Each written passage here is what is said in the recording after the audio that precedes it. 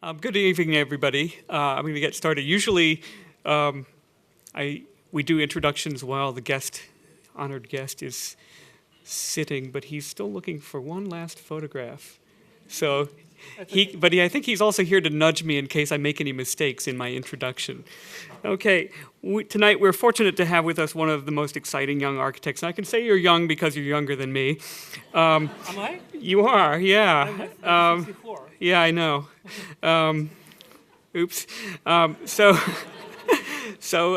Takaharu Tezuka is coming to us 2 days after opening an exhibition in Pittsburgh at the Carnegie International Exhibition. It's a great show. If anyone's in Pittsburgh, it will be there until March, correct? So it will show the work of the firm, including some videos of the projects. He told me that it's quite interesting. He didn't want to show models of their work so much as he wanted to find a way of showing to people the spatial experience through video, and I think it should be a very interesting approach for that exhibition. So a brief introduction then. Takaharu Tezuka was born in 1964 in Tokyo. He received his B.Arch from the Musashi Institute of Technology, that's the Japanese MIT, and his M.Arch from University of Pennsylvania in 1990. After a few years of working with Richard Rogers in London, he returned to Tokyo with his wife, Yui, and they established Tezuka Architects in 1994. Over the past 2 decades, the firm has designed and built more than 100 projects. Among these works are houses in rural settings that take advantage of dramatic natural scenery, as well as houses whose boundaries are tightly constrained by dense urban fabric, yet miraculously carve out interior spaces full of air and light. Recent years have also brought the Tezukas a number of institutional projects in more public settings, from museums and community centers to workshops, churches, and schools. So far, despite an international following that grows with every season, nearly all of their work has been within Japan, and in some ways this fact has been very defining of their career to date. Contemporary Japan is famous for the quality of its construction, with tight tolerances, well-made joinery in different materials, complex assemblages of parts uniquely orchestrated to produce the best possible impression. It should come as no surprise that, having trained with Richard Rogers for several years, Takaharu should be among his generation's most imaginative and demanding creators of architectural detail. Yet I learned something quite interesting about him a few years ago. He actually comes from a family of daiku and architects. Daiku is a master builder in the Japanese tradition, going back many generations to the family's roots in Kyushu, which is southern Japan. Taka's father worked in the 1960s with Junzo Yoshimura, who was one of the most famous 20th century architects, on the design and construction of what had to be the most prestigious and exacting project of its day, the new Imperial Palace in Tokyo. This is a project which, unfortunately, most of us will never get a chance to see, I think. In the current generation of the Tezuka family, the qualities of architect and master builder are completely fused. Architectural imagination is firmly rooted in Taka and Yui's keen understanding of structure, material, and economics. In a way, it would be easier for us in examining their architecture to focus on the material elegance of the architectural forms, the precision of their structural solutions, and the imaginative and personal touches that emerge from understanding their clients' lifestyles and aspirations. However, there's no doubt that beyond these aspects, the Tezukas are even more interested in those more abstract and elusive qualities of architecture, space, and light. And I want to say just a few words about those aspects. As you're going to see, I mean, this is a kind of preface. I know one is always accused of sort of telling the punchline to a joke before a speaker gets up here, but I do want to give a kind of a preview, a kind of idea of how I read their architecture. As you'll undoubtedly see in some of the upcoming slides, Tezuka's work is remarkable for its mutability, its ability to take on different appearances depending on the season, the time of day, and even the activity of the occupants. The architecture responds to these conditions freely, mostly by varying the degree of closure or openness. In aiming to heighten qualities of architectural mutability, the Tezuka's work is tied into a long tradition of Japanese vernacular architecture, well known for sliding doors, screens, and other removable elements. These are precisely the elements that most intrigued the early modernists who visited from the West to Japan, such as Frank Lloyd Wright, Bruno Taut, Antonin Raymond, and Walter Gropius. And it was largely through the agency of those architects that the notion of flexible spatial boundaries entered into the architectural imagination of global modernism. Still today, when we see how far the Tezukas will go in opening their clients' houses to life-giving elements of sunlight, wind, and humidity, there's an undeniable, tangible freshness. These are homes suited to citizens of the 21st century, combining an embrace of nature and simple living with laptop and mobile phone lifestyle. I first met Taka and Yui at a series of conferences on contemporary Japan held here at MIT and in New York, and first became familiar with their work through publication and through their slide lectures. A few years ago, I finally was able to coordinate my schedule in Tokyo with theirs, and I enjoyed my first guided tours of their work. We first visited Fuji Kindergarten in Tachikawa, which is a suburb of Tokyo. It was a bright April morning. I think we met there at the station about an hour from where I was staying, about 7 a.m., something crazy like this. People think of me as a morning person because I teach an 8:30 class, but this was a stretch. And I felt like you were in a class by yourself, because at 8 a.m. there you were running around on the roof of the building with 5- and 6-year-olds. There was something really wonderful about his entrance into this kindergarten. He was treated as a kind of returning hero. The kids adore him. And it's very reassuring that not just clients, but the actual users of the building have this kind of love of an architect who comes back and gets that kind of greeting. I also, while he was off running around with the kids, I had a chance to inspect the building, of course. And I have to say the details were very clean and precise, and all those things we look for in high-end architecture. But there was also something quite touching about the handrails, the door handles, the floors, the water fountains, everything that was so well considered for the scale of the users, the little hands that would be touching these things. And I especially admired the magnificent trees growing through the middle of the roof. These are the kind of details that those kids are going to dream about for the rest of their lives. Our second stop of the day was some distance away in Hakone, in the foothills of Mount Fuji. We were joined there by Yui and the kids for a tour of the newly completed, monumentally scaled wooden pavilion at Hakone's renowned open-air museum. The pavilion itself, adjacent to an older concrete structure and nestled into a landscape, was a spectacular achievement, a sort of complex giant Jenga, for those of you who play Jenga, stacking of laminated beams to support an enormous crocheted sculpture hanging in its center. But it was only when we approached the pavilion that I became aware of the additional landscape renovations underway beyond, bulldozers reshaping the hillside into terraces and submerged pathways under construction, bridges being erected, a whole new landscape being constructed by these architects who are so well attuned to the natural landscape and how to engage visitors with all their senses.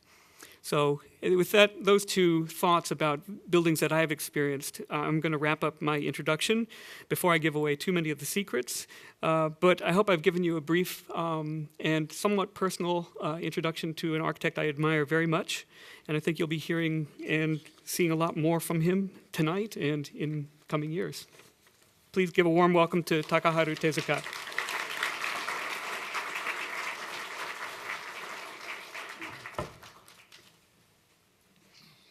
Can you hear me? No? Okay. Maybe we should use the microphone, right? Can you hear me now? No? Okay. It's not good. Sorry. Let's get it right. Can you hear me? Okay. Thank you for the invitation. But actually, it wasn't the invitation. And I asked my professor, actually I should say my professor, Mosen. I'm going to do exhibition at the Carnegie Museum. And I might be able to stop at Harvard. So just I was thinking to say hello to Professor Mosen Mostafi. But then he said, I can arrange a lecture for you. So I stopped by. And actually, this is my third time doing lecture in Harvard. And oops.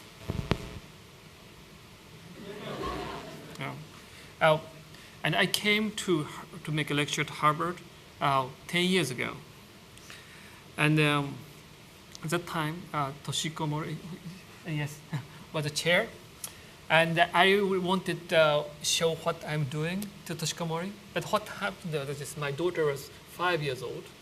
I was 5 months old, actually, 5 months old. And she was crying. Sorry, maybe this is the reason. It's better? Yeah. Maybe I should turn this.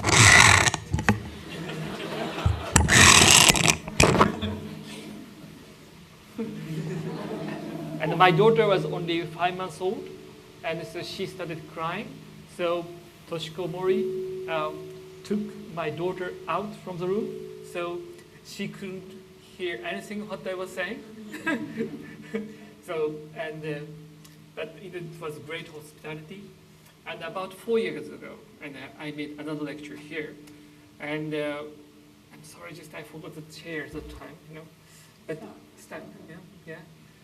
And again, I'm here. And I have to tell you another thing, you know. I took Professor Mosa's class when I was a student at the University of Pennsylvania.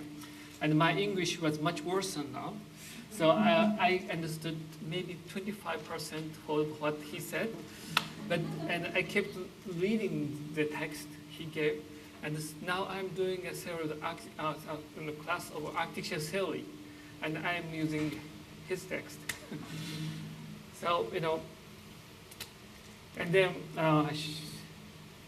what happened is that about a year ago, 1.5 years ago, I went to about symposium, and I met Moisen Mustafi again, and my son, he liked your professor, and he started climbing the dean of the Harvard. So now somehow my family has related to these professors. Sorry. Okay. Maybe I can use just this. This is safer. Yeah. Yeah. But I should use this one. Okay. You're back.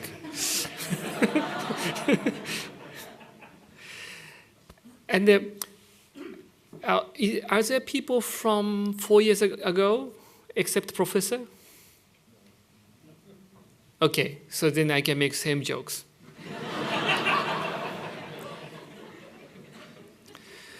I'm always in blue, and you know, my socks is blue, and my iPhone is blue. Where did it went go? Oh no, I need it. My iPhone is blue, and my name card is. My name card is blue, and my wife is always red. And then one day we decided to make everything we share into yellow. So we decided to make our daughter into yellow. And we were supposed to make our son into yellow as well, but my daughter didn't like to lose her color, so she made him into green. So we got 4 primary colors. Everybody thinks I'm wearing same t-shirts all the time, but I have more than 100 this kind, so I'm quite clean.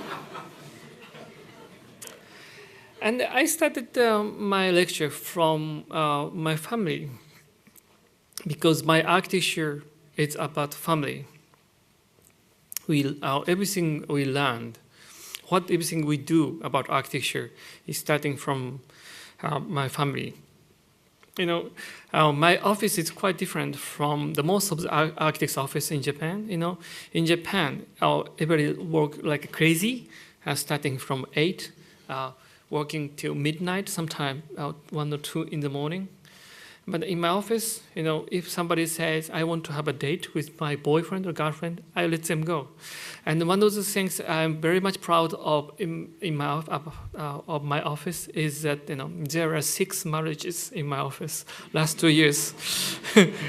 And some procreations are going on. So I'm feeling a grandfather. And always I say, if you don't know the happiness, how can you provide happiness to the others? You know, that is a very important sentence in my office. And is my slide ready? Okay. This is from the exhibition from the Carnegie Museum. And we are doing an exhibition at the Carnegie Museum. And have you been to Carnegie International? It was supposed to be one of the oldest exhibition in the world. I don't need to advertise much, but then I hope you have time. Please stop by. Let's start. Red and blue. And I'm going to start my presentation from the smallest project we have ever done, and the cheapest project we have ever done. And always we make question to client at the beginning of lecture. And not the lecture, before we start project. What kind of weekend do you spend? And what kind of thing do you eat? And I try to be a very close friend. And then, excuse me, it's too far. And they said, we usually spend our time on top of the small roof, and then they took us to this small window.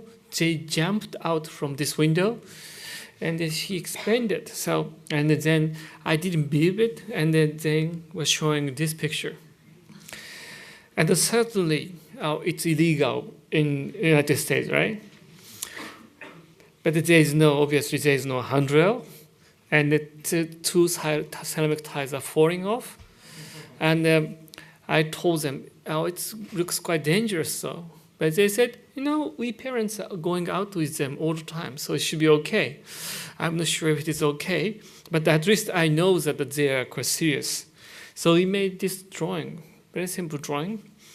And how does it work? It's just press this. Yes. And this is residential area, and this is a house. This is a house we designed, and looking down the valley. This is Holy Mountain, and the roof is inclined.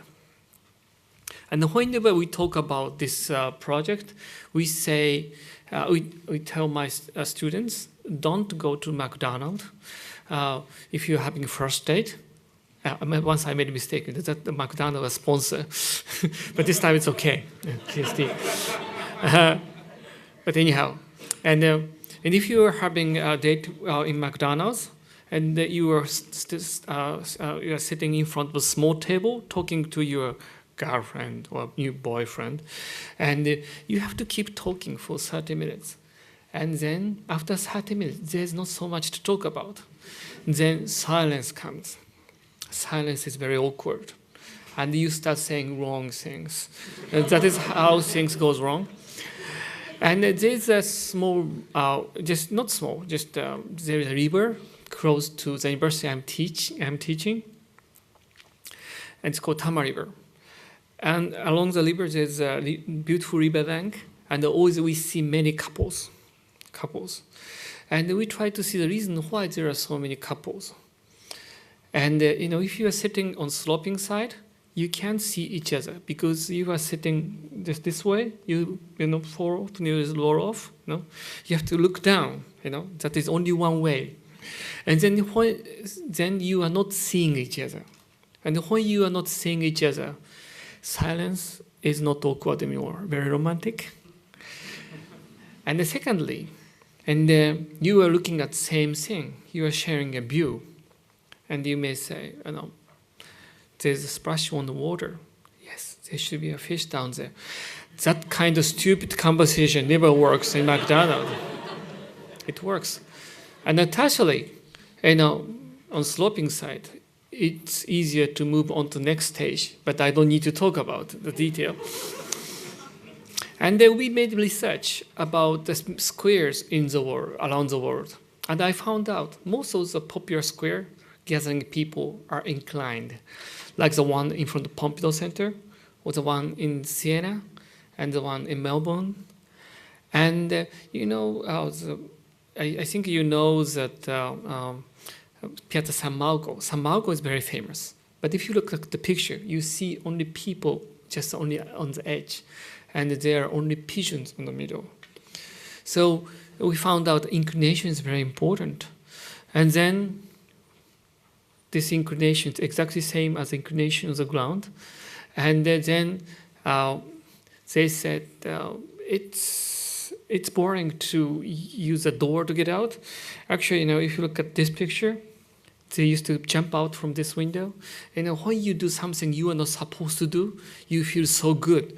So we decided to put window here. Then, and at that time she was only 8. Now she's about to graduate university. And anyhow, and then our elder sister said, "This is mine." And the father said, "Okay, the one from bedroom is mine." And the mother said, "Okay, this is mine from the kitchen." And eventually, we started having 8 skylights. This is for family, this is entrance, and the one for the toilet and the bathroom, other things.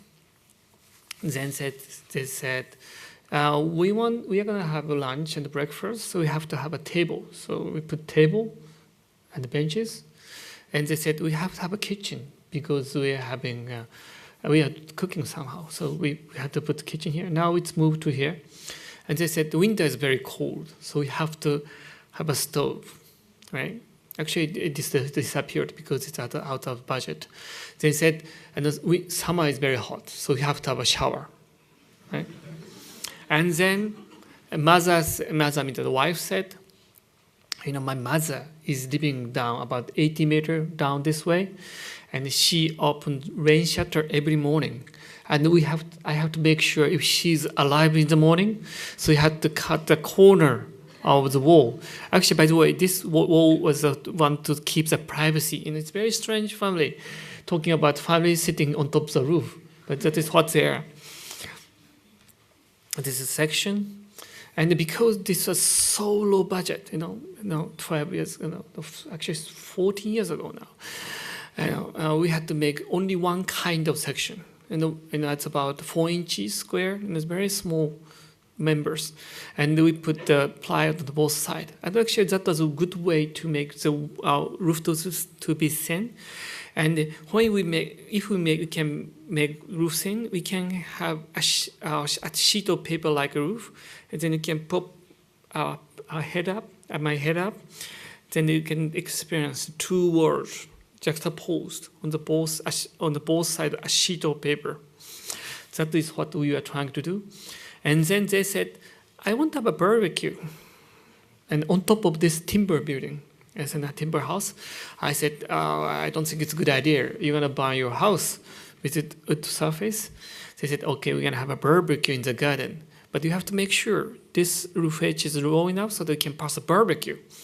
That is what they asked us to do. And then this ceiling height is only 1.9. It's very low. But believe me, this is quite enough for Japanese, not for American people. And always we draw people in the drawing. And there used to be only 3 rails, but now we have 9 rails, so we can store all these sliding doors. And then the roof plan. And the elder sister is playing soccer and sitting on the edge, going up, the shower, having breakfast or lunch, kitchen here.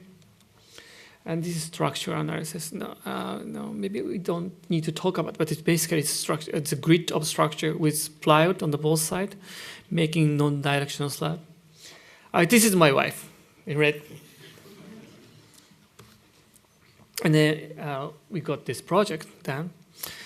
And this project was published on all sorts of magazines. We counted up to 400 magazines in the world. And now we don't count it more. Still, it's going on. And the chief editor of Architecture Review said that this is the most well-published house last 10 years in the world. And then complaints came. This became the front cover of many magazines.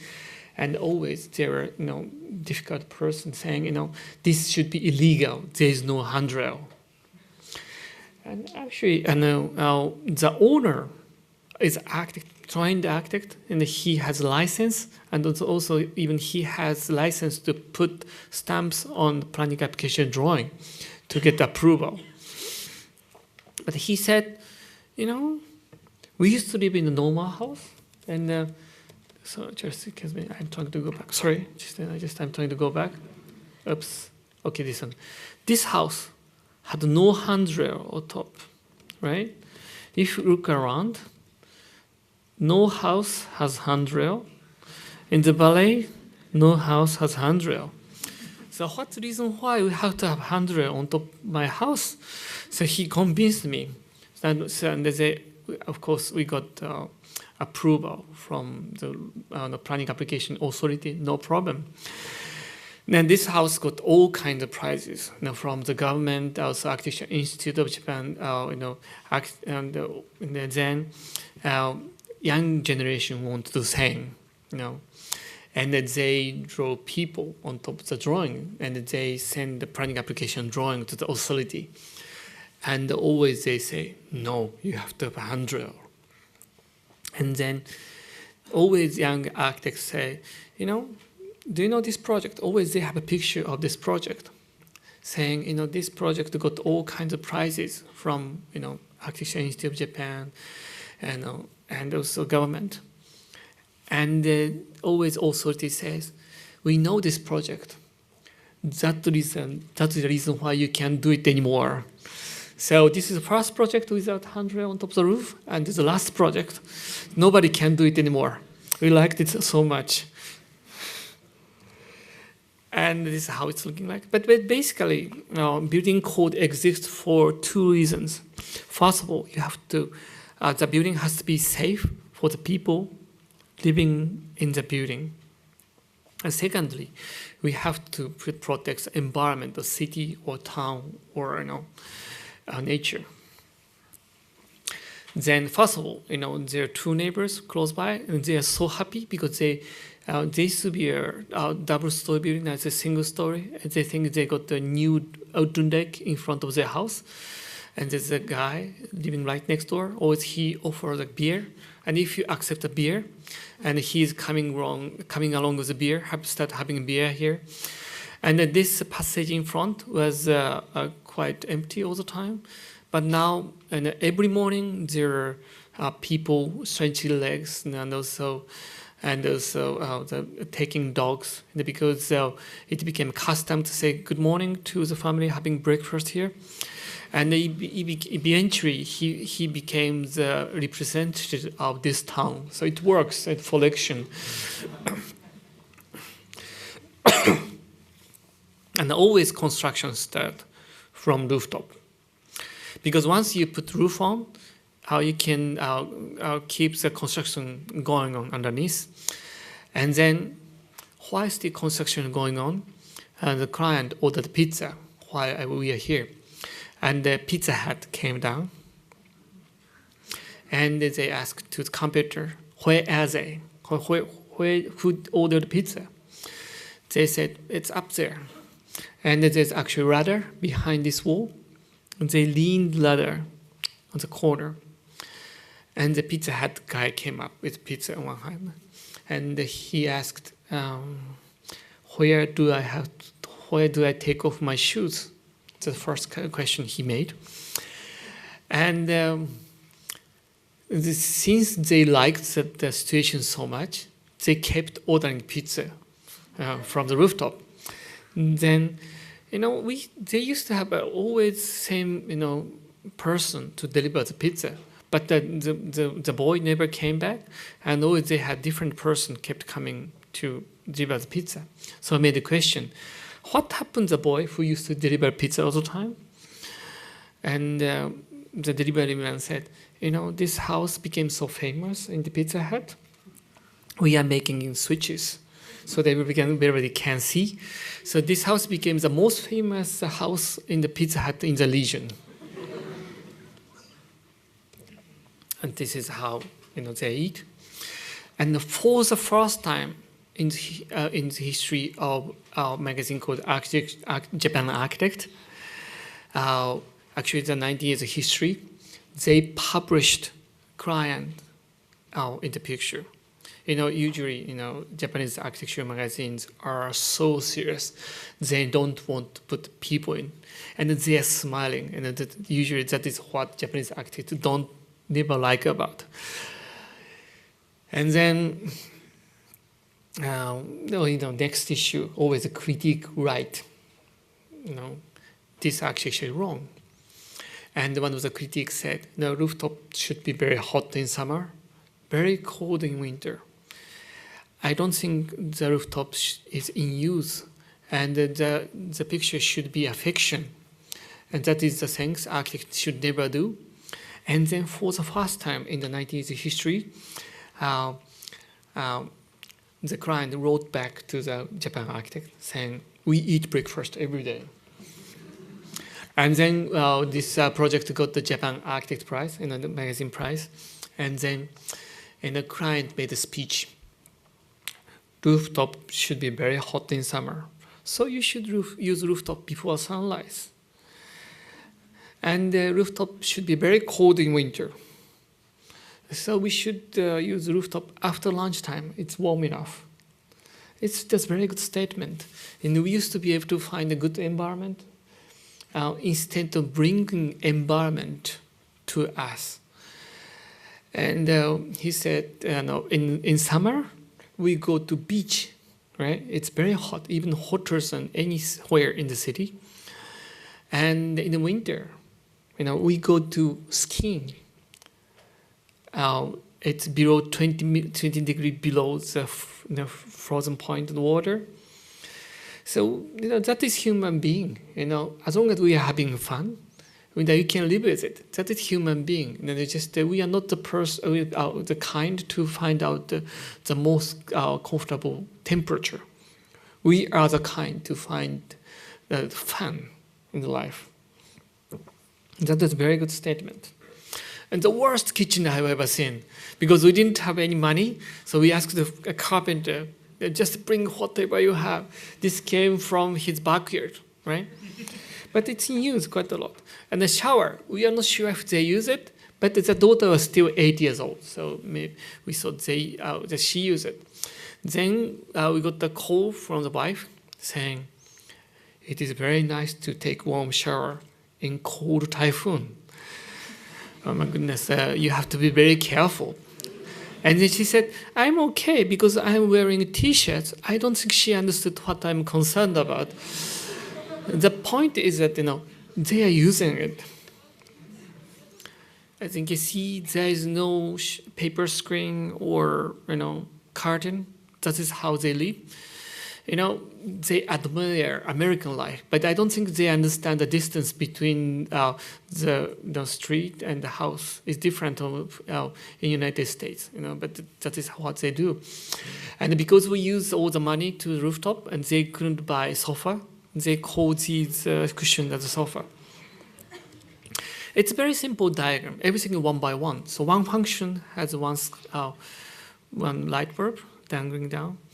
And one skylight has one ladder, and each skylight has an owner. That is one by one relationship. And by the way, there is no privacy.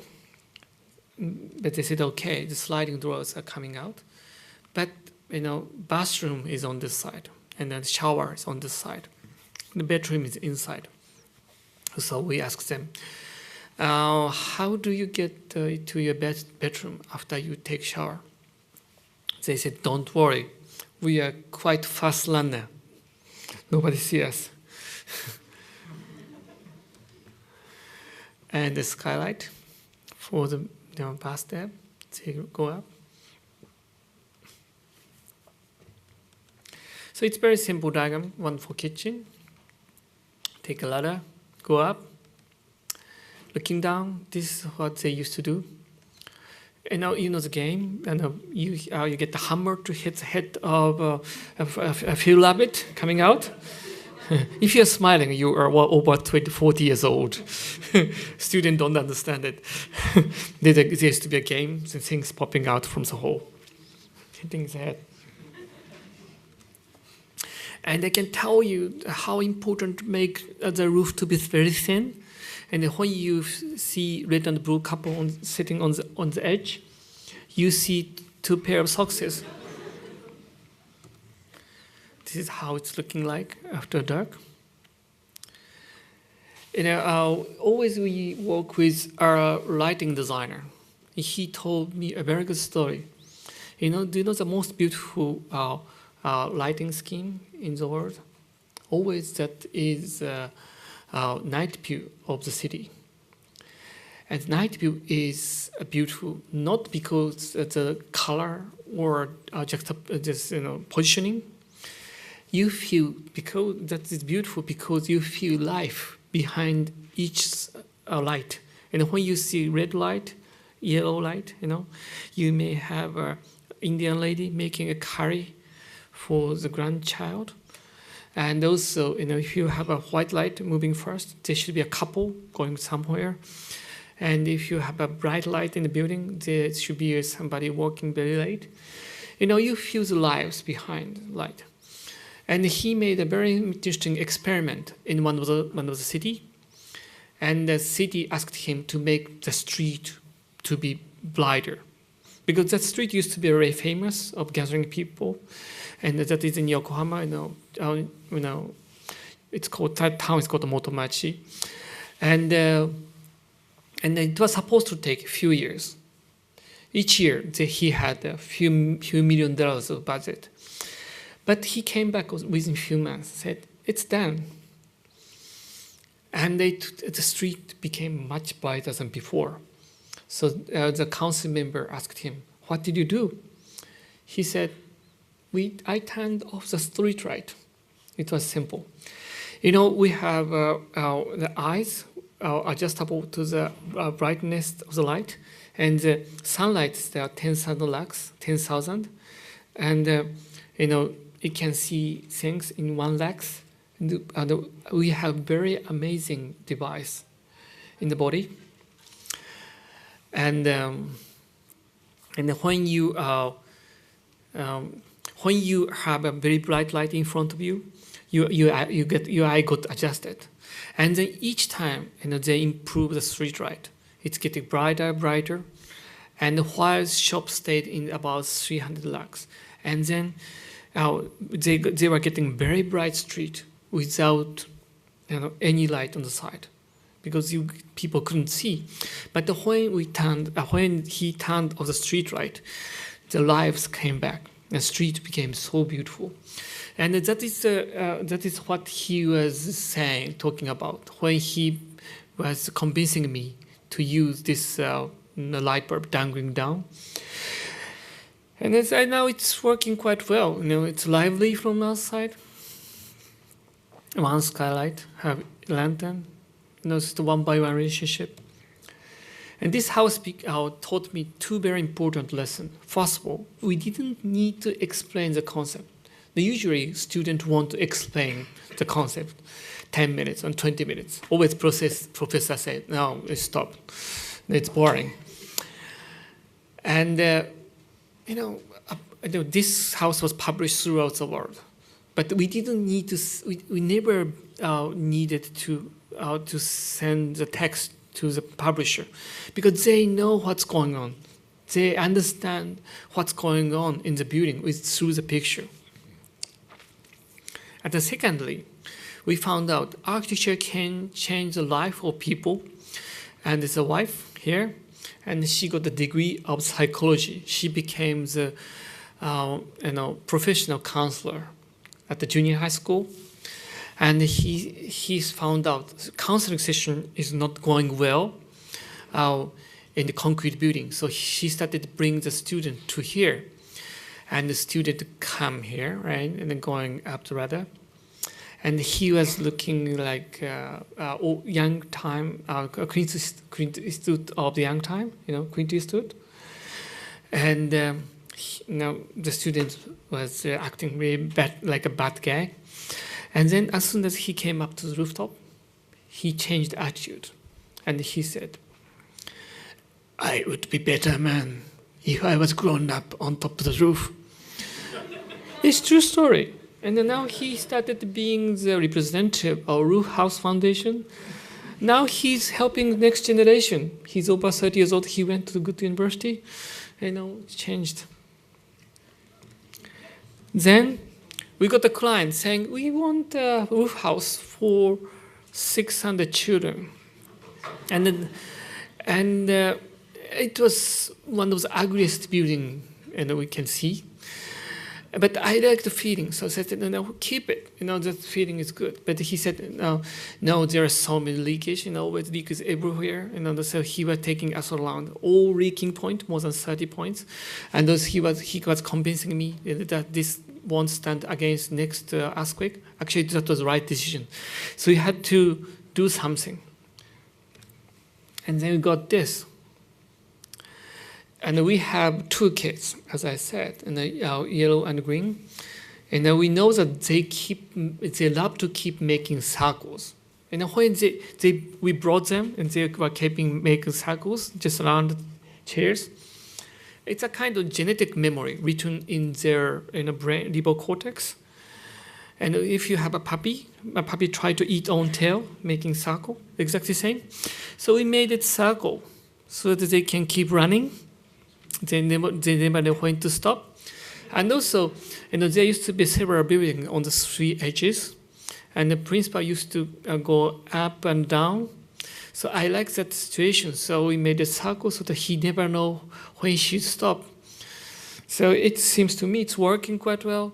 And also, there always the quarters to be open. Japanese quarters open to the south because sun comes from the south side, and there are trees. And when you make a circle, it crash with tree. But it's not easy to keep the tree inside the building because you can't cut the root. If you cut the root, tree dies. So we did research where the roots are. We used the sonar to find it out. And eventually got this. And actually this is how it's constructed. But when we were designing, principal said, we don't want any handrail. The roof house has no handrail. I said, it's impossible. If you do that in the kindergarten, I'm going to be sued. And he said, how about having a net sticking out from the edge so that we can catch the children falling off? He was so serious. And eventually he convinced me. So I went to that's actually planning application department of the city. And I explained the idea exactly. They said, are you insane? So so I came back to the client saying, and they said, I'm crazy. And he said, wait a moment, now I do something. So he called city again. And then there's a guy waiting in the city. We got a call from your client. Actually, he's from this kindergarten because kindergarten is so big. Everybody's from this kindergarten. And, the principal is much more famous than the mayor. So they have to do something. So, and then eventually, this permission to keep the idea just only around the tree.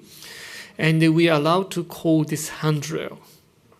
And by the way, because we did it, and younger generation can't do it anymore because we did it. It's illegal now.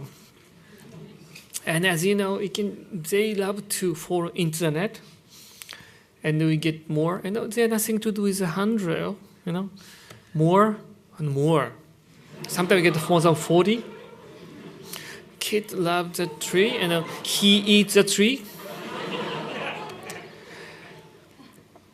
And principal never wanted the handrail. He kept saying, how about nets on the edge? I said, it's legal because the kids climb net and they may fall on the other side. And we made a few mock-ups. And I said, this strength is needed. And he went to the weakest handrails. And it's shaky. And he said, I like this shaky one. So you got really shaky handrail. It's elegant. I'm sure this is quite illegal in the United States. But it looks so good from underneath. And the monkey in the zoo. Feeding time.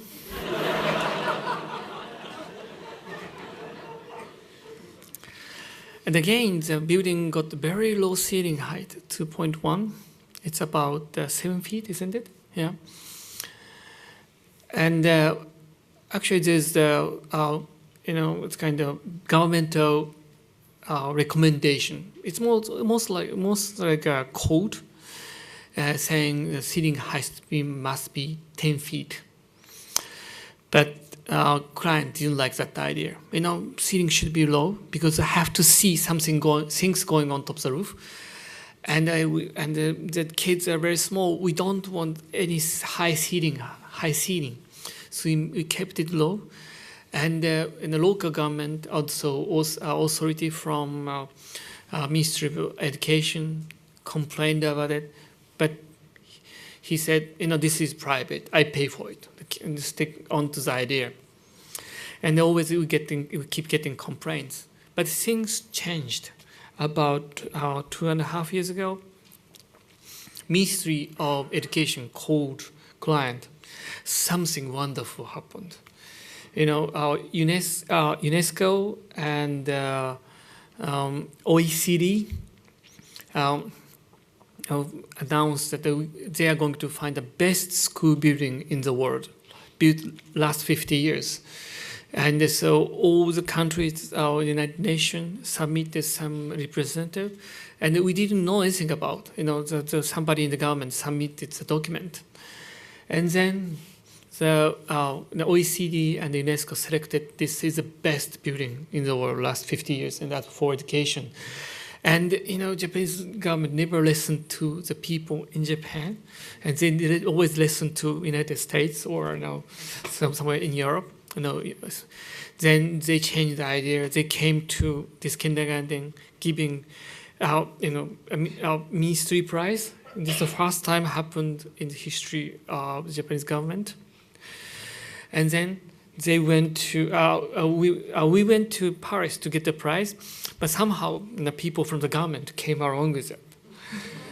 And then when we came back, we found out my wife was appointed to be the one to set up a new standard for the kindergarten.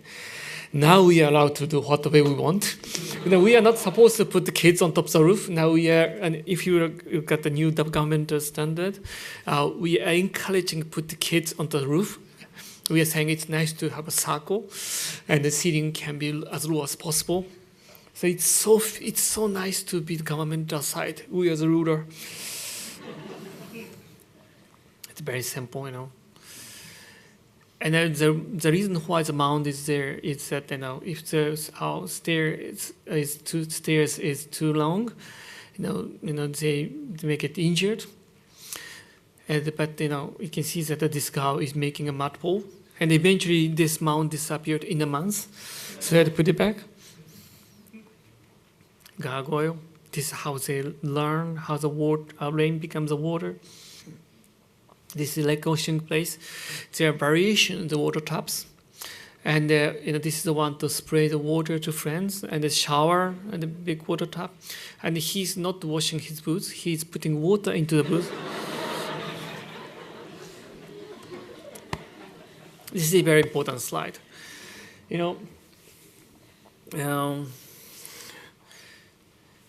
This building looks very simple. But if you go there, you feel very strange because this is the size of the column. 7% of the active volcano exist in Japan, on this planet, and 30% of level 4 earthquake on this planet happens in Japan. It's an earthquake country, so it's very unusual to have such a small column at so long distance. And it's very, advanced technology to make it thin, and each beam has different harmonics, so that we don't have any resonance frequency. Is it resonance frequency? Okay, that's a word. So even that many kids jump on top, it doesn't vibrate in one harmonics, and the situation of the light and the sound are controlled. According to the computer simulation, and sliding door slides in the wobbling line, but yet it's very simple, and these are all simulated, absorbing the movement. And then, in the 19th century, industrial revolution happened. In the 20th century, we had to adjust ourselves for the technology. And as you know, a movie called Tron. And in the movie Tron, people sucked into the computer and they're fighting like a computer aided game, green or orange fluorescent light. And in that movie, the future was represented by the computer. Right? But if you look at the movie called Matrix, the things going on in the computer is much more real than real world. So the future is not computer anymore. It's coming back to human being. Sony had exact same prototype in their production line when Steve Jobs started selling this, but then nobody wanted Sony. Sony kept saying, we have more content, as our mobile phone is much faster, but they made this sick of instruction because they wanted to represent their technology. But Steve Jobs was so clever. We don't want any instruction document. No, just use it. Then you learn how to use it. And my son and daughter make drawing on this, sending email to me.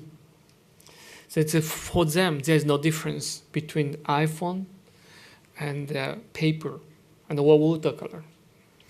That's the kind of time we live in.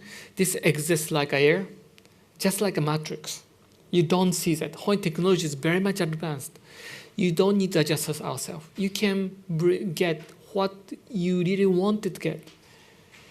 And we call it nostalgic future. You know the movie called Star Trek, right? There's a holodeck, hologram you can experience. And what they experience in the hologram is 16th century Europe or 18th century Europe. But yet these are really backed up the latest technology. That's the kind of time we are living. In the 20th century, all architects wanted to say, I'm capable of using 3D computation. We know how to use it, right? That's a way to show the capability. Now we are different. And now later I'll show you how we should use the technology. And this kindergarten is very famous of two things. First of all, autistic children don't show their symptom. Would you say autistic? Yeah. And in normal building codes say, if you're having classroom, you have to have a box where they can hide. But in this kindergarten, if boy this doesn't like this class, and he can move to next classroom, and also he's allowed to run away, but eventually he comes back. It's circular. And also, if he's having a problem, and our teacher put him onto pony, walk around, and that solves the problem. And there is no outcast in the class. And the principal says, when you put children in the cage, they try to make hierarchy. Always there's a caste, and then the lowest caste gets segregated. But when you don't have boundary, there is no need to make such a kind of hierarchy. That's the theory.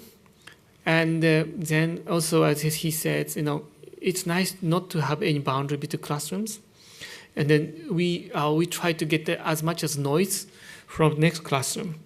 Then I am trying to show you one of the things going on in Bali Island. Just a moment. Hold on. Do you know Quechua dancing? Quechua dance? It's in Bali Island. And there's a movie called Avatar. Just all indigenous people dance.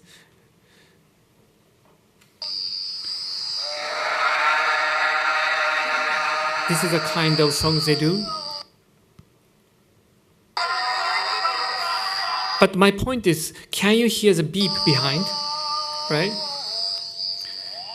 When we were there, we didn't listen to that beep. And usually this Quechua dance, happens in jungle. But when you're in jungle, you recognize the noise as a part of the jungle, as a part of environment, and your brain cancels that noise as as a part of jungle. And that is 70 decibel. That's equivalent to the construction site. And your body, do you know that your body is producing the sound noise equivalent to 90 decibel? That is equivalent to jet engine right next to. That is created by your brain, cardiovascular system, but your brain cancels it. It's not noise cancellation is not by the frequency. It's but as information. And now these days, autistic children show symptom. And when they're in the concrete box, where they don't hear any noise, but when they are back in the field, they don't show the symptom. And now one of the scientists working with me found out that there's something to do with the noise, background noise. And when the scientists provide white noise to them, especially high frequency, more than 20 kHz, they don't show the symptom. So that is the kind of things going on in this kindergarten. This is how they divide the classroom, but each month they change it. But they were supposed to help the teacher, but they never do.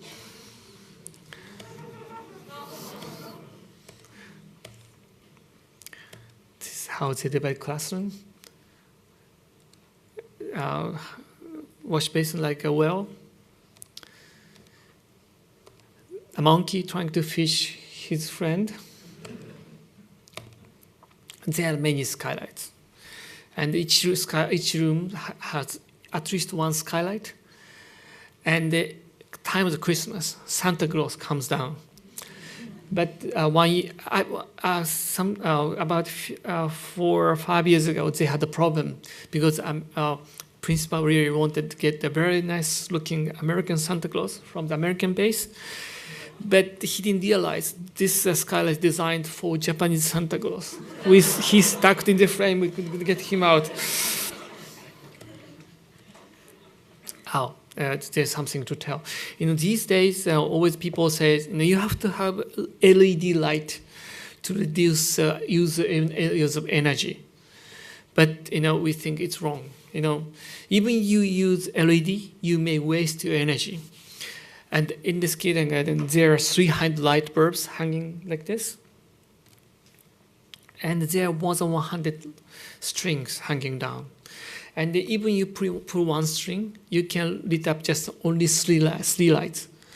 And that's a lesson to tell them, and where you turn on, and when they leave, they have to turn this off. So in this kind of consciousness, we are trying to teach. That's a way we save energy. And the time of Christmas, we can dim the light. And one day he went to buy a lawnmower, but he came back with a goat and a pony, so that they can eat the grass to keep it constant. So he's an incredible guy. And this is a little bit academic. One of the professor made research how many games going on top of the roof, and that actually they found out that is 6 times more than normal kindergarten. And because there is no playing tool, and the playing tools usually tell children what they should do. But we want them to find out what they want to do. This is a movement of a child. And he made this movement from 10 past 9 to 30 past 9. And he made a 6 kilometers movement. It's about 4 miles, right? But actually, average is 3 miles. That is also extremely unusual. That is 8 times more than normal kindergarten. It's spontaneous movement. This time I'm trying to show a short movie.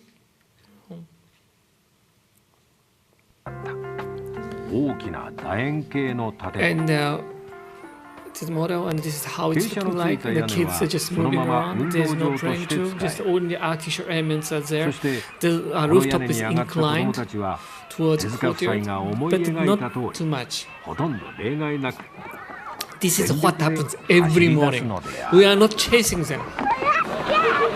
But actually, that is what I'm showing in the Carnegie Museum. 子供たちってなんでこんなにいっぱい走るかっていうとね、子供ってね、こういうふうにこう行き止まりのないところをぐるぐる走るのが大好きなんですよね。だからこの屋根の上も Because 内側に inclined, 向 they かっ don't, て they, すり鉢状に they, 傾いて they るんですね。 feel they don't spin そうする out. と何がいいか You っていう know, と、 they can ほら run 早 as く fast 走 as ってもなんか they 外に want. 飛び出す感じがしないでしょ。サーキットみたいな感じでなんか走りたくなるんですよ。こう斜めに。子供 And, たちはね、 and それを this, 感じるんですよね。 these なん children かこ in う the しなさいって言 kindergarten わないん has だ the けど、 highest 走 score りた as くなる。 athletic ability in Tokyo. Putting the weight And, for thousands of people And going one of up the, onto one of the roof. And there is professors no asked wall. them, how do you train them? to There the are more teacher? than 20 And they said, windows just on we top of the just roof. leave them alone. The They children learn by love themselves. to jump into the net. There are 3 trees. Sometimes we get more than 120 children around the tree. Then go back to slide. I think it's time limit. What time do we have to finish? You don't know? Okay. You shouldn't know. You don't, huh? Okay. And then we got the new commission saying why don't you make a bus station and also 2 English language classroom? And so we decided to build our building around the tree. Actually, the building is named by architect called Peter Cook. You know Peter Cook. And because there's no regulation to tell we have to have a 3-meter ceiling height. We put 7 floors within 5 meters. Ceiling height is only 1.2. Now there is no regulation, so we add regulation. And you can see that the one tree on the middle, the floor is very thin, and each column is about this size. Very precise calculation, and you can see that we try to make the whole structure to be much thinner than the structure of the tree, so the building belongs to the tree. And when we make such a kind of things, always something danger happens. So always we put our children first. And we find out the dangerous point. And he bumped his head. And he's trying to see if it is safe to jump off. And then, she was crawling up, he was almost falling off from the edge. So he had to do something here. And then we get the children in the kindergarten. You can see that how happy they are. Always traffic is a problem in Tokyo. But these days, I heard the word called helicopter parents. They try to watch the children all the time, and then the children got spoiled. And in this kindergarten, the principal make a very fantastic statement. This is private kindergarten. Your kids may break your leg or arm, but we make sure they don't break their neck or back spine. But also, she says, because they have children never break their leg or arm, they break their neck or backbone when they grown up. It's a very strong statement. This is how they learn how to jump off. I'm sure it's illegal in United States, but actually this used to be illegal in Japan too. But now we control the law. And this is how they help each other. It's so funny, You bring children to the mountain, there's no handrail, but once you start building things, and you have to put handrail all over the place. They love to touch the ceiling, because usually they can't touch it usually. Okay, it's a night view. Just time to show a few more, Natural science means this area get the heaviest snow in the world. I go through it very quickly. And the 106-meter long curtain steel building. Actually, this was the front cover of Venice Biennale 2004. And this building is about 20 centimeters longer in summer because it expand. And this building got very thick and heavy window. I tell you the reason just after a few slides. And in the winter, snow start, 5 minutes, 1 hour, and this area get the heaviest snow in the world, even more than Alaska. They get 30 meters of snow each year, squashed down to 5 to 6 meters of ice. And in a week, this is already 7 meters deep in a week. And you see section of snow. And I got the call from the curator. Are you sure this is okay? And we calculated. And they called me again. I said, I think it's okay. They called me again. It's very scary. But then I can see that the quite nice line of light. We call it the Tadao Ando effect. But now just, this building became brought a new discovery, and the snow is not dead world. There are animals going through, the insects, the many things going on. It's a kind of aquarium. And I'm going to show you another one now. And she's a Canadian Japanese artist to weave a net for the kids. And she woven the net, this net, about 40 years ago in one of the museum. And since she became so famous, the museum wanted me to design new pavilion, but still white and with big ceiling.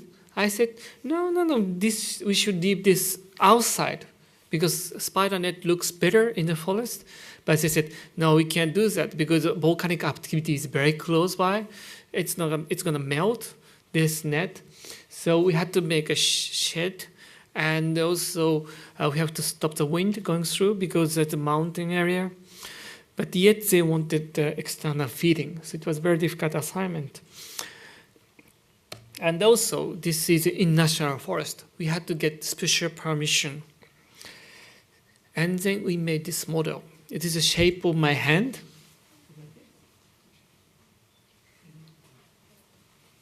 And I brought this model to Minister of Environment to get special permission.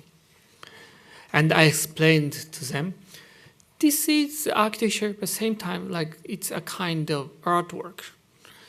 And 100% wood. We try to understand the Japanese culture as a Utun culture. And we are not using any metal to joint. They said, oh, it's a good idea. I'm going to give you permission. They stamped on it. But I never told them this is 1 to 1,000 scale. And we studied all Japanese architecture. I'm sure many of you, some of you have been to this structure. And some of them are more than 1,000 years old. This is only 700, something like that, but still old. And we learned all Japanese joinery. These. And they eventually got this. I worked with a professor at MIT, and actually he's Japanese too, Professor Imagawa. And this looks, erratic, just a random structure, but actually this is rational. It's a balance between the shear force and bending moment. And actually, I understand the structure. So we work together to get the new algorithm, and we make sure each square centimeter carries same weight. So each member has different section and a different joinery. And we got the answer. And this looks just 3-dimensional drawing, but it's not. It's a accumulation of algorithm, the equation. It's very special. This is the way we use the latest technology. He used the cloud computation to make very precise the calculation because we have to make you deal with this uncertainty. Then eventually got this. And the people from Ministry of Environment really got upset. It's big.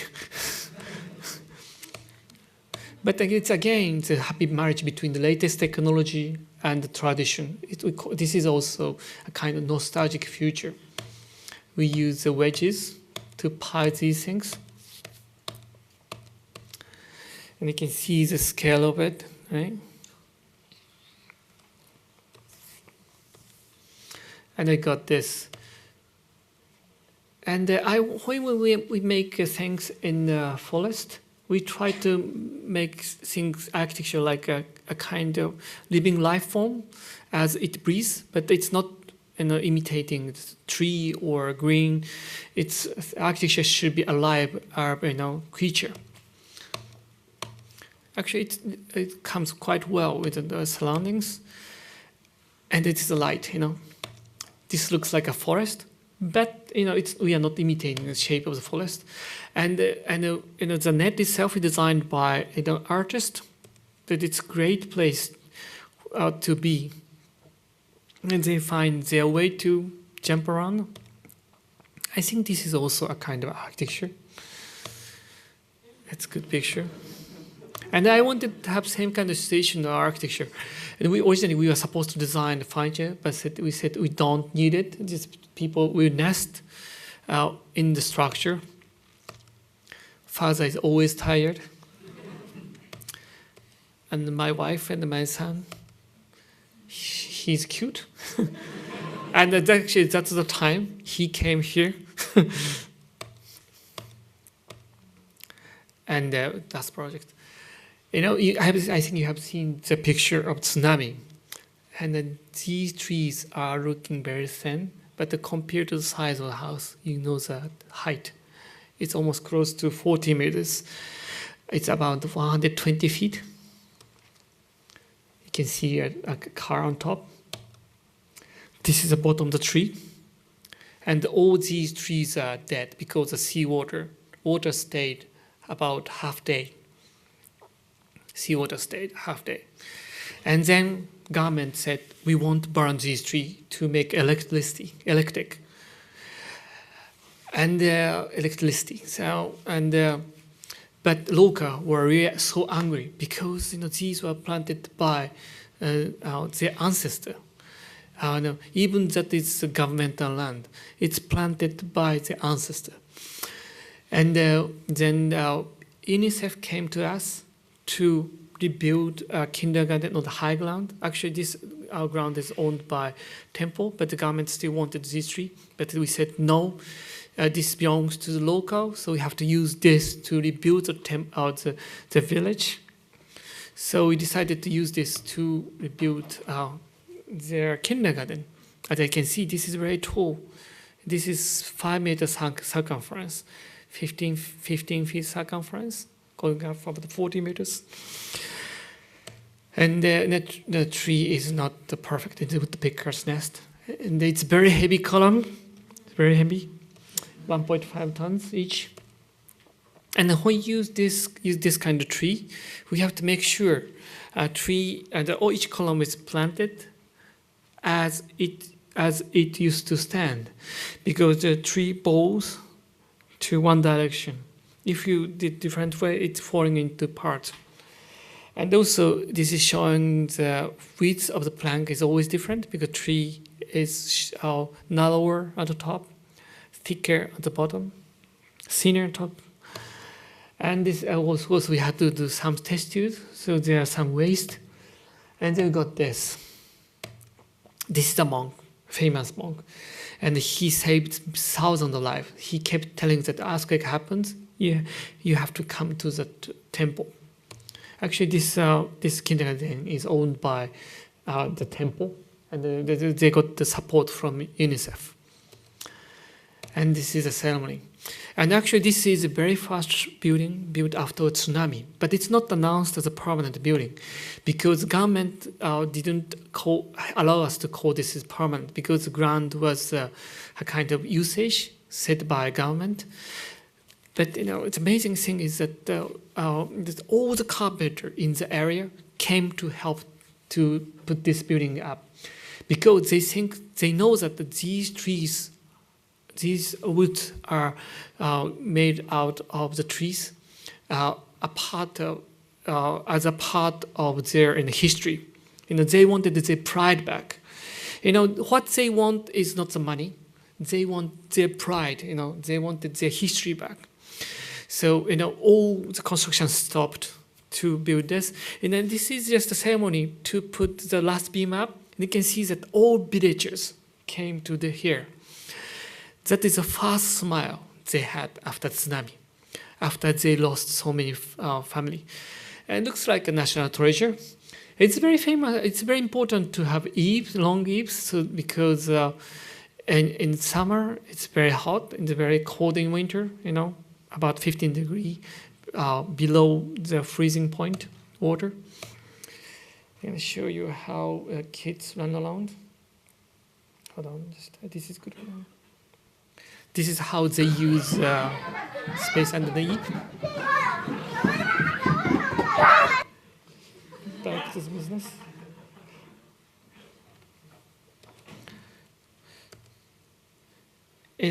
Always people says you have to stand inside the handrail, but they never do. Actually they are not standing inside of the handrail; they are standing outside the handrail. But it's a part of the education. Then also they crawl underneath of the floor. This is related to the memory I have, and this is a monk and also a principal of the kindergarten. And he's looking like an elementary school student. He's looking so happy. Okay, now now Japanese government is telling us that we're gonna build a barrier along the water, but no local people want it, because sea is a part of their life, because they have danger, they got treasure. And once, when many people died where they have barrier because they couldn't see the water. Still, government doesn't understand it.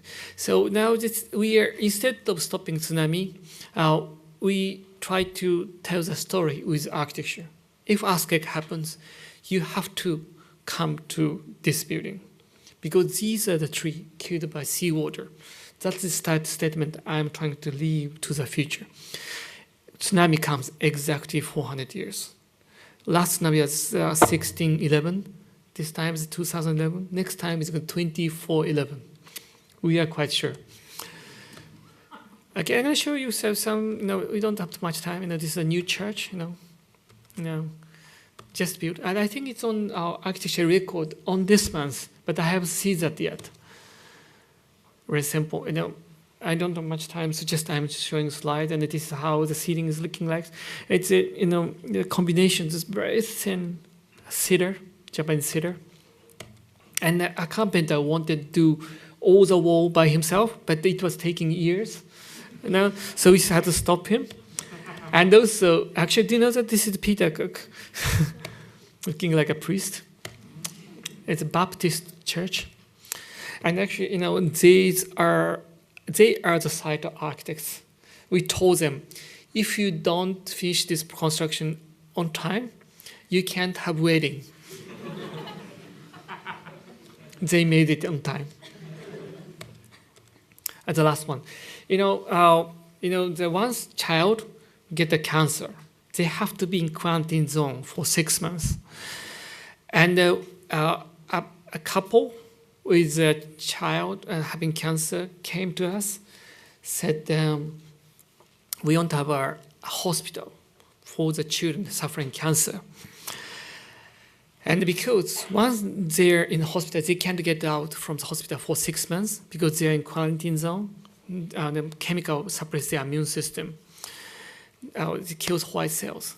And then mother has to stay with the children, with the child, but legally the mother was not supposed to be there. So what happens is mother stays there and for 6 months with the child, and then she has to keep smiling, because when mother smile, child smile. It's a kind of reflection. And now 80% of child survives after the treatment, 20% dies, but 1/3 of family get problem after the treatment because of the harsh condition. So we tried to do same thing, and we raised money for 7 years. Now it's built, and in December it's going to be opened. And the concept started like this. How about asking housing company to donate houses around the clinic? They said, no, you can't do that because they can't walk outside. So how about put these together? And it's looking like a village. And also we said, maybe it's nice to have small groups, because always 5 people works quite well as a group. So we eventually got this kind of plan. Now it's published recently. And so each patient has a room for the family. So always further come back through the garden. This is how we got. And so now they can see our parents and brothers. Now we can reduce amount of quarantine period into 1/3. And most of the time they can stay in this house zone. And when they're in very serious condition, you go back into the space between red and blue door. So you're controlling 2 doors. They can control the degree of quarantine. Because we are not treating them one big space, they have much human life. This is what did, and we raised money, and this is how we get into each house. It's run by non-profit organization. Each patient have a skylight and a meeting place in each corner. Now coming to the last slide. We are driving this car. It's not exactly efficient car. But amazing thing about this car is that the car was in production for 50 years. This car has the longest history of the production period, while Japanese car company change their design every 2 years, sometimes 1 year. And we have a problem as an architect, because always architecture magazine want the latest mode. But the funny thing is, if you look at the magazine 10 years old, most of them are obsolete. While we were supposed to design architecture for at least 50 years, sometimes 100 years, a few hundred years, sometimes 1,000 years. And then I'm trying to learn from this car. The seating can be opened. Of course, there is no air conditioning, but it's good for ventilation. But in rainy day, we have to close it. But we have a small door underneath the front window. It works extremely well. But if you forget to close the door before you get on the expressway, all the water on the bonnet splash into the cabin, the flat floor. But there's an instruction saying, if there's a plug on the floor, and if you pull the plug out, it can let the water out. The client of the roof house said, you never get 100% satisfaction from Tezuka Architects. They are not perfect.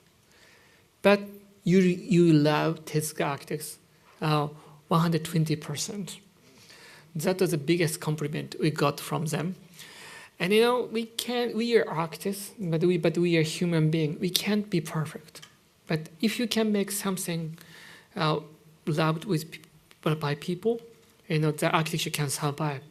Architecture is not the thing, but event, it's living things. It's a kind of symbiosis with human being. As we are, we are not just one life form. We have bones, and then we have small cells, and those microscopic life forms are helping us to live. So that is what we should do. We can put many people in.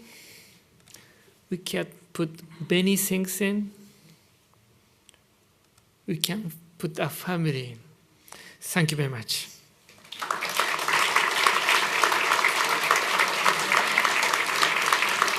Do you think we can get a question? We have time for question and answer. So, okay. If you make a good question, we have a present. We have our books. Right? 1, 2. But only for good questions. And this is the one from Architecture Museum from in Germany. We got this is the exhibition we did in Frankfurt. And this is another exhibition in Japan, and 1 and 2. So it's one set. So who makes first question? Yeah? Is that her? But it must be a good question, right?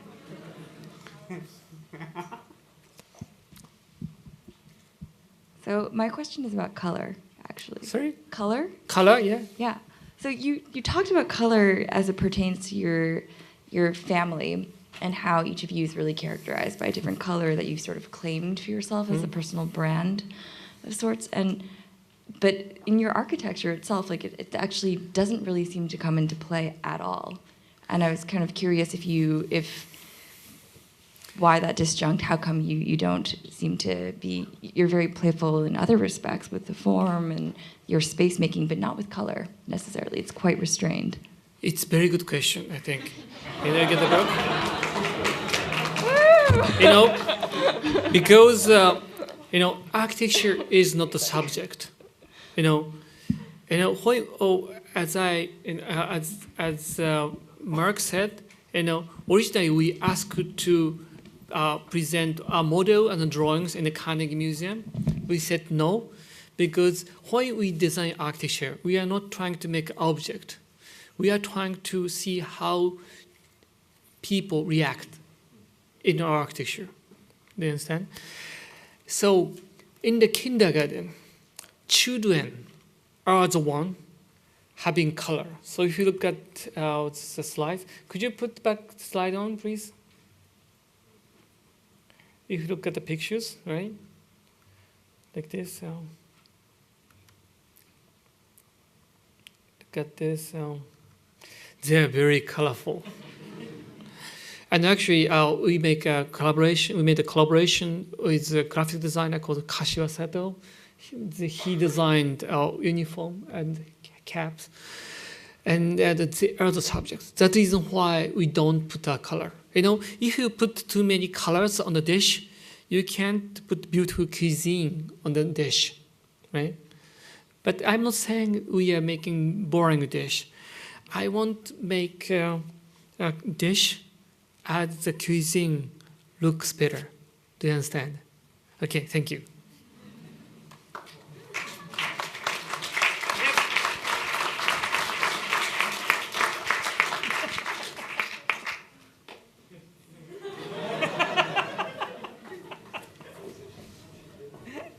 Who's next?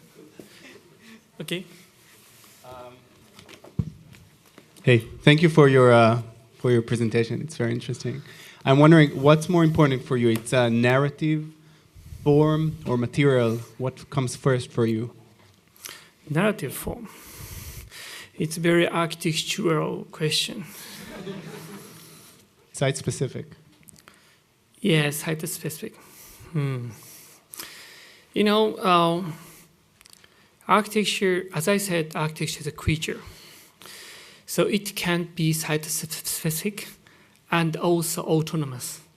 Actually, that's a lecture you gave me 25 years ago. Just like a human being, we eat things, right? And eventually we die, we go back to the soil, right? And that is how architecture was supposed to be. And sometimes people ask me the relationship between landscape and architecture. And I say, there is no dominant or inferior things, because everything is parallel. In the Christianity or Islamic world, there's one truth, right? This thing, it's a kind of, truth in the world. But in Hindu, in Japanese thinking, there are many truths, right? And when Jesus Christ came to Japan, we said, "Welcome to Japan. By the way, we have 8 million gods waiting before you do. So this is a waiting card. So you have to sit down here." So we have very small percentage of Christianity with us, and we have many kinds. And so when we consider architecture, we don't make our autonomous, or we don't make entirely a part of nature. I think sashimi. Do you know sashimi? Sashimi as a science. If you show the sashimi to the scientist and asking him to analyze it, he chop it and he grind it, try to make sure what's inside, and the person he tried to see the ingredients and also percentage of protein, sugar, or salt. But it's not the point. But sashimi is exactly same as the raw fish. But as in Japanese in the cuisine, it's different. You have to have a very sharp Japanese knife. It's forged for a long time, and it contains carbon fiber. It's harder than normal steel. And you have to have a skilled chef to make specific cut.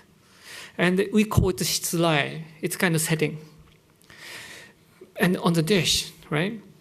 And then still you can't tell the difference. It's impossible to tell the difference between raw fish meat, and sashimi as a science. But this sashimi is there.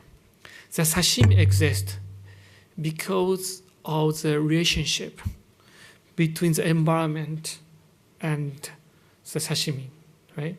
So it doesn't stand alone. But same time, it has existence.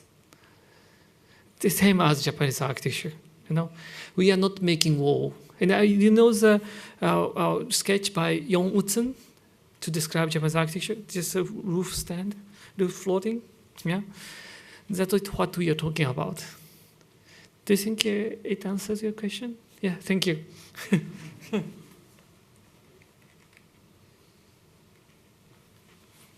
I have 2 more, yeah? Maybe one more? Hello. Hello.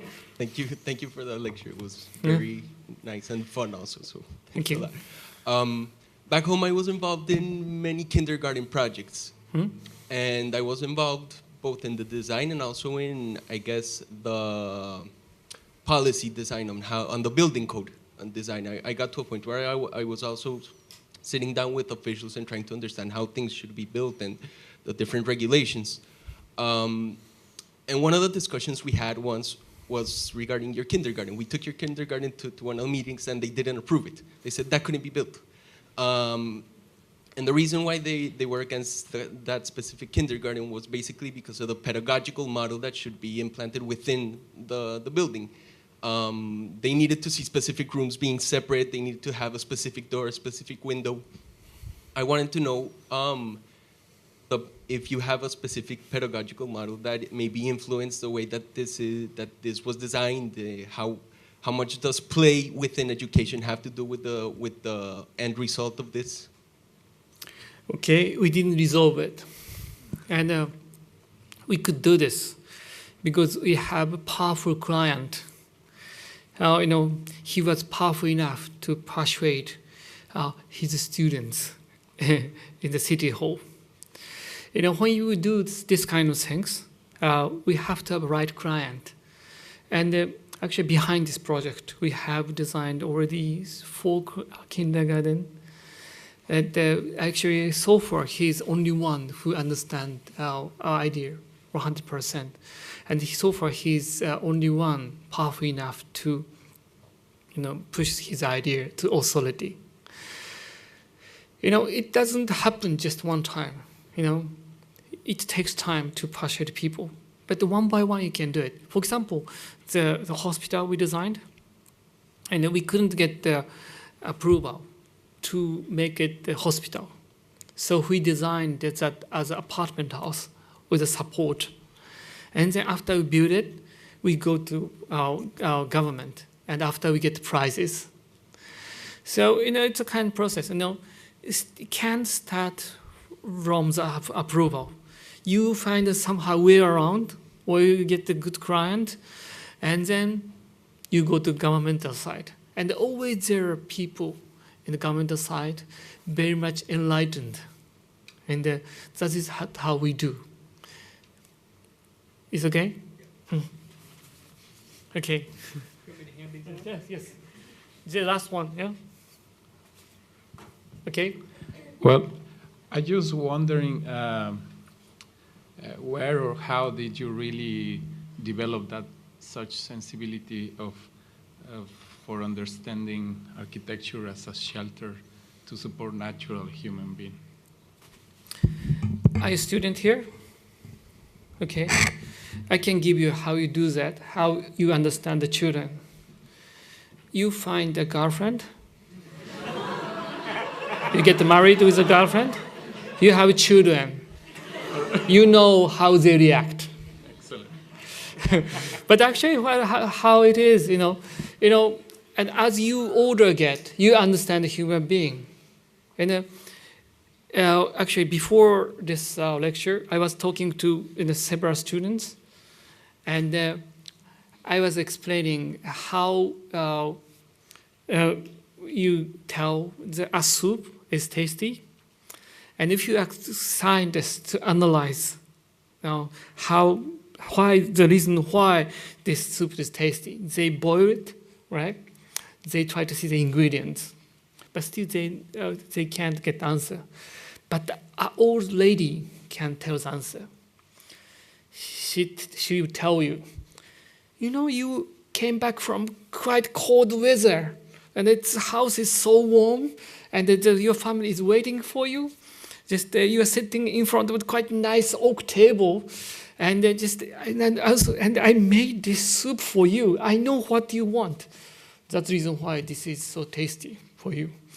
It's simple, but that is architecture. When you do science, you try to focus onto one truth, right? But there is not one truth. Always exists. Architecture exists in the balance of many factors. And we are very close to Peter Cook. Peter Cook taught us very interesting things. These days, students try to analyze everything, but it's more important to observe as it is, to embrace the fact in the world. Do you understand? Thank you.